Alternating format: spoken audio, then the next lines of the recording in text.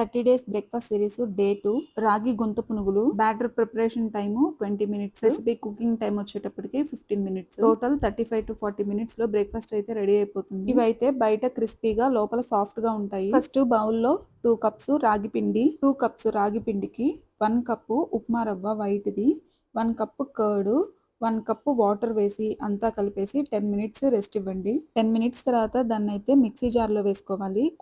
చాలా కొంచెం వాటర్ వేసుకొని మిక్సీ మెత్తగా పట్టుకొని దాంట్లోనే వెజిటేబుల్స్కి వచ్చేటప్పటికి ఒక పెద్ద క్యారెట్ తురిమి, ఒక పాలకూర కట్ట వేసాను సన్నగా కట్ చేసి, ఒక ఆనియన్, మిర్చి కావాలంటే వేసుకోవచ్చు. ఈ కన్సిస్టెన్సీ వస్తుంది.